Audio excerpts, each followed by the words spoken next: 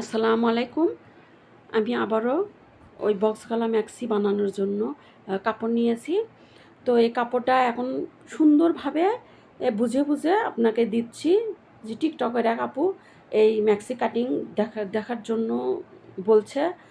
তো সেই ম্যাক্সিটায় আমি কাটার জন্য কাপড় নিয়েছি আপনার 3.5 গজ।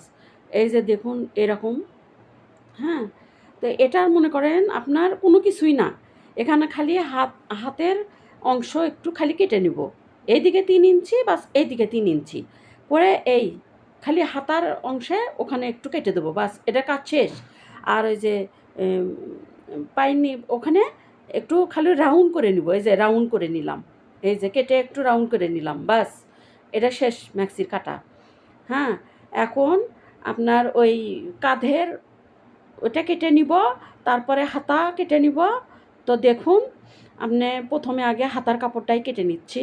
এখানে হাতার কাপড় আপনার 9 ইঞ্চি, হ্যাঁ, আর এই লম্বায় 9 ইঞ্চি, আর এই পাতালে আপনার 8.5 ইঞ্চি। তো 9 ইঞ্চি নিলাম, 8.5 ইঞ্চি আমার রাখতে হবে। যে এই যে দেখুন, এই যে, হ্যাঁ, তো এইভাবে এই যে দেখুন আমি হাতার কাপড় কেটে নিচ্ছি,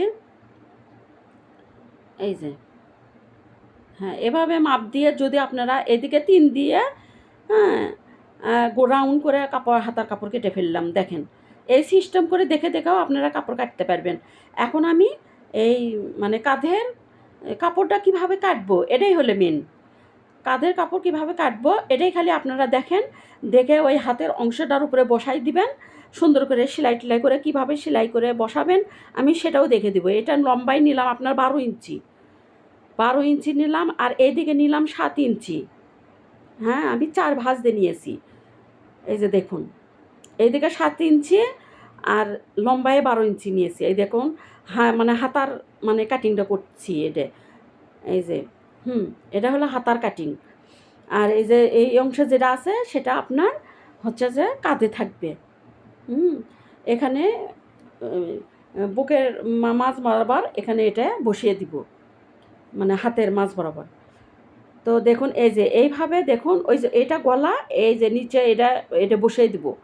হ্যাঁ, আর এই যে পাইপিনের কাপড় কেটে নিচ্ছে, এই পাইপিনের কাপড়টা আপনার 14 ইঞ্চি কেটে নিচ্ছি পাইপিনের কাপড়টা।